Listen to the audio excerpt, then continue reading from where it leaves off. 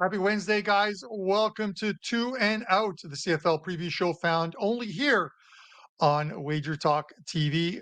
Week 17 of the CFL season. I say this every week. Where has the season gone? But still some playoff battles to go through. Rob Braley, he's got the day off today. He's on a bye week, but Andrew McInnis is here. Andrew's going to be not only our CFL capper, but you're also going to be our CFL insider on this show, and I've got 3 or 4 questions to plug at you, Andrew. So, welcome to the show. 8-2 with 5% plays in the CFL this season. 80% clip. Pretty impressive, I must say. How you doing? Thanks, Carm. I appreciate it. After a kind of rougher start to the year, really turned things around. It's been really good, but obviously off a tough one last weekend, 5%. We'll look to bounce back this week. And I'll tell you, this week in the CFL is a really good one. If you do your research, make sure you're following these lineups and reading the local newspapers, because you can really find out what games mean what to which team. And, I want to reference it by saying, must win doesn't always mean will win, but you can definitely find out which teams are more urgent than others, which teams might be resting players, and all things like that, Carm. So looking forward to this weekend, and it's good to have every kind of football going at the same time now, NFL, college, and CFL. Yeah, definitely, Andrew. And we saw it early in the season. We talked about it for the first 3 or 4 weeks. The CLV. You got the best numbers, or if you thought you got the best numbers, you did, but the games still went the other way. It was especially with totals. We saw a lot of totals moving um, um, up from like in the 40s, mid to high 40s into the 50s, and then the games were still staying under. But with that said, it's sort of the ebbs and flows. We've seen the CLV work in favor of the betters. And with that said, Andrew, you look at the odds this week, and it's like you said, you need to look at team and media reports, and that is something that we're going to discuss in the insider section. But a look at the numbers here, and we'll pop them up on the screen. What are your first thoughts when you look at these 4 games and some of these numbers? Well, initially, as someone that follows the league every week, I'm looking at this Toronto and Winnipeg number, and I feel like we're kind of being ripped off from a really big game, Carm. We're kind of being ripped off here, because we're not going to get to see what the actual matchup would be between Winnipeg and Toronto, with Toronto resting key players, including their all-star quarterback, Chad Kelly. So Winnipeg, they're -7. Total at 49 in that one. That's the first game of the week. We have Saskatchewan and BC. BC laying -10 even. Total at 48.5. They're at home. Montreal on the road in Ottawa, as Ottawa searching for that home victory. They are +2 home dogs. Total at 47. Last game of the week, we have the Stampeders Ticats in Hamilton. 1.5-point favorites there, and total sits at 47.5. So some teams, Carmine, they're playing for pride. They're playing to finish out their season on a great note. I'd probably put Ottawa in that category. And certain teams, they're playing for their playoff positions. And, well, certain teams are also playing for you and I, as you and I were talking about on the phone early this morning about our win total predictions. So there's always something to play for. And, of course, we're cheering for stuff right down to the final game. Yeah, listen, when you're looking at those win totals, and I said to you, I'm an Argo supporter. I'm an Argo fan. They're having a great season. I'd love to see Chad in there, but I also have the Winnipeg team total over 12.5. They're at 10 right now. 4 games left. They've got to win 3 or 4. Um, Resting Chad, I'm perfectly fine with it. The Argos have already sewn up first place in the East, so you want to sort of rest and protect your bigger players. But Andrew, with that said, let's get right into it. In the insiders report, I want to talk about, let's discuss this playoff race and what needs to happen. The one game that I want to talk to you about, I want you to touch on, if you can, Andrew, is you were saying just now about Ottawa playing out the season. I'm not willing to write off Ottawa, although they're pretty much dead in the water with if you look at the games that they have left, back to back against Montreal, and then back to back against the Toronto Argonauts. Um, the advantages, I guess, of playing the Argos is those are likely two meaningless games for the Argos. They'll probably use one as a tune-up game for the playoffs. But back to back against Montreal, are these not, as you look at it, essentially two games they have to win? The split does nothing for them. Win both games, and they've still got an outside shot at the playoffs going into the final 2 weeks of the season. Absolutely. There's certainly chances there, but here's the deal. Toronto, you talk about them down the stretch, Carm. They might not cover point spreads, right? They might not blow teams out. They usually would.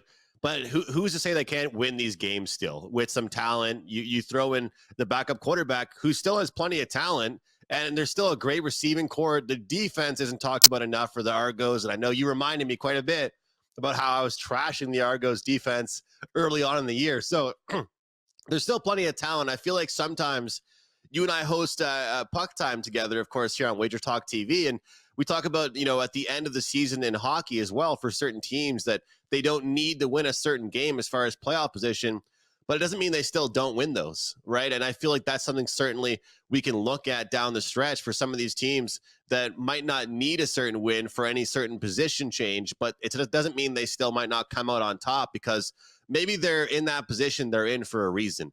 They've been able to secure that position they're in because they have depth, because they have multiple guys that can make plays, so they can afford to really have a couple guys on their team sit on the bench, get healthy for a week and get that rest with that team still, playing well without those key players. But I do find it really interesting. I think that this year, if you look at it as a whole, it has been pretty competitive in the CFL. The Edmonton Elks started off as a pretty big embarrassment. And then they picked things up even. I mean, hell, they have the same amount of wins as the Calgary Stampeders at this point. But one thing I think is really crucial is now here, Montreal was 7 wins on the year. Hamilton was 6 wins on the year. I think that you look at things and Hamilton, they kind of want to squeak up there. They could potentially go ahead and get home field advantage. They could squeak into that second spot. That's a big if, Carm, but I feel like Montreal at this point needs to keep going. They need to protect their certain situation that they're in the East Division. If the East wasn't so much weaker than the West, we wouldn't be seeing a team with a 7-7, 500 record in second place in that division. It's just not really something we'd see, but obviously you look at it all the time in other sports and the NFL as well. Some divisions are just weaker, and that's the case here in the CFL. The West is much stronger. Winnipeg, 10 wins, 4 losses. BC, 10 wins, 4 losses. And even looking at the Rough Riders, they are limping, hobbling, whatever word you want to use, into the playoffs, just based on the fact that the Stampeders and Elks have been no competition. We're pretty much seeing the Bombers, Lions, and Rough Riders. But right now, it's all about home field. And I'm curious what you think about home field, Carm, because over the years, and I hear them talk about it on different football shows here on the channel, how much it doesn't matter anymore. But I still do think that, especially in a league like the CFL, home field advantage matters, and these teams will care about that. I think, Andrew, at least this year, and then even if you use the sort of the last couple of years out in the West, as far as home field, it's near impossible to go into Winnipeg and beat that team. They've been so good at home. I think they're like 6-1 this season. And the Argos at BMO Field, home of Toronto FC, a team that can't win, it seems. The Argos always win, 7-0 this season at home, an unbelievable record. And it is not a dome, so it's not like when they were playing at the Rogers Center, which was formerly the Sky Dome. So we'll see. And as we get towards the end of the season, it is going to happen. At some point, there's going to be a playoff game in Toronto with snow. And maybe snow is the great equalizer, but the way the Argos are playing right now, it's going to be tough to go in there. And it's going to be tough to go into Winnipeg if they have home field throughout the Western Conference playoffs to win there. As far as the other ones go, the second and third place games, I don't give home field that much of an advantage in either one of them. But that all depends in the West on who the home team is. If it's BC, then BC at home is what 5-1 this season. We look at Montreal and Hamilton right now that are holding down the last two spots. At home, one is 3-4, the other one is 2-5. Is there any home field advantage for either one of those teams? Well, according to the numbers, there isn't. I guess you could put it that way, but I still do believe that even though there's not really let's face it, they're not really traveling that far, right? I mean, looking at the geography of it here, Carmen, Canada, they're not traveling too far, but I still do think there's something comfortable about playing at home. You're preparing all week for the game. You're watching film. I think that sometimes people read too much into. I've heard some people say that playing on the road can be beneficial, less distractions. But I think that in the CFL, I think it's good for them to stay at home. They know their environment, they know where they play, and I feel like some teams. You look at the West Division; they've come in and dominated the East when they've been on the road, and a lot of those losses for these East teams have piled on because it's been West Division teams coming East and taking them on. But I still think if I'm looking at things. I'm looking at Montreal. I'm looking at Hamilton. I want the home field. And obviously Toronto secured that already. So they're saying to themselves right now, this early, they have no reason to put out their best player. There you have it, Andrew McInnis, our CFL expert over at WagerTalk, 8-2 with 5% plays up. Great season for you there so far, Andrew. And you have a deal up, 3-day all access. You can get it. It's regularly $69. You can get it for 55 using the code AM3day. AM3day. And you get it for $55. 55, Andrew, the number of one of my favorites NFL players, Junior Seau. So I'm not sure if you remember Junior, but he's Hall of Fame guy. But let's switch back to the CFL because I know that this is a CFL show, not the NFL show. And I don't know any 55s in the CFL. So I'm going with Junior as far as that goes. We talked about resting players and we talked about Chad Kelly resting for the Argos. And you've got to look at it as we get into the later on in the week, a game day, the day before. The team sites, media reports, the guys who follow the teams on Twitter or the X is where you're going to get this kind of info. Andrew, can you still play dogs, or would you look to play dogs with players resting? Because you have Chad Kelly and the Argos. If Kelly's in there, if the full lineup's in there, I got to think the Argos are. This game's either a pick 'em or the Argos are a slight dog in this one. But you're getting 7 points. Are they still good enough to play at +7? Like, where would you look here? I want to shout out Three Down Nation. It's a great CFL blog. I talk about them all the time. They give all kinds of local team articles, interviews with players, and that's where I go. A lot of people comment here on the CFL Two and Out show, on our Puck Time show. Where do you get your information? Guys, go to that blog, and you can find out who's playing, who's in, or who's out. It helps me. But here's the deal. I've been burnt so many times over the years, and I'm always learning, right? I think that as handicappers, so many people act like they've just mastered they've mastered it, right? I mean, everybody on Twitter, all these social media people and handicappers now, Carm, there's no more learning for these people, right? They've already mastered the act of handicapping. I'm always learning. And one thing I've learned is that when you look at an opportunity like this for a Toronto team resting key players, it does not mean that they're going to get blown out. That number is baked into the spread. You hear about it all the time when someone tells you, hey, did you hear this guy's out? We have to bet against them. But the point spread knows that. The NFL or in the CFL odds makers know about these injuries or about these players resting. And if you look at it, I remember looking back to the college football COVID year. Do you know how great the percentage was when people were betting on teams that had guys out with COVID? It was an unbelievable clip. It was a great betting angle, and it's because it's baked into the percentage. So when we look at this week with Toronto, and we look at a couple different games as well, where certain teams might be looking at different opportunities or even really just not trying to change things, looking at teams that continue to turn the ball over or teams that can't turn red zone trips into 7. Instead, it's always 3.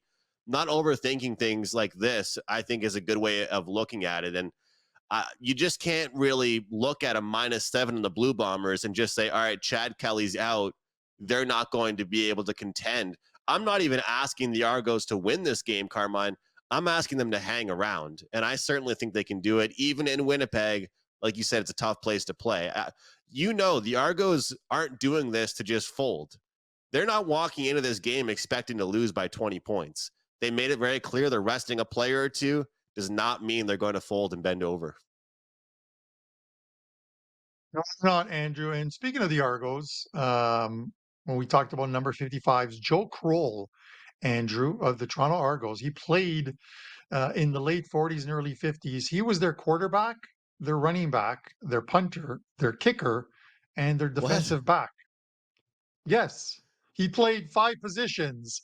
Let's see if Deion Sanders or Bo Derek could do that. Bo Derek, Bo Bo Oh, Jackson. there. I would love to see Bo Derek play football, but that's something completely different. Andrew, let's get into like some futures. Let's look at some futures, man, because there's still some very good prices as far as the futures market goes. I'll name a few of them. But you've got the Argos at plus 130. And I have to believe if you like the Argos to run the board and make it at least to the Grey Cup finals, that you're sitting on a plus 130 ticket for a team that is going to be favored, and definitely at least minus 200 or more in that game. Next up, you got Winnipeg at plus 200, BC plus 390. Montreal plus 1,500, Hamilton 2,200, and Saskatchewan plus 2,500. I'm just naming the 6 teams in the East and West that are currently in playoff spots. Thoughts on the futures market? There's 2 ways to go about it here at this point in the season with futures.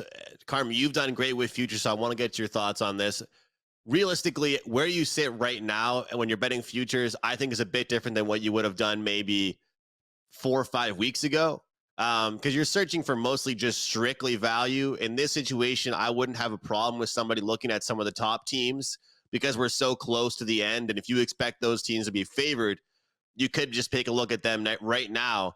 But also, you could bet on them each game, as we talk about, and kind of roll that over if you do expect them to win the Grey Cup and go the entire way. The one that caught my eye right away, though, Carmine, and that has the most quote-unquote value, it has to be the Montreal Alouettes. I mean, the number you're getting on this team, I've seen as high as like 16-1 on the Alouettes right now. This is a team that I was not confident on at the start of the year.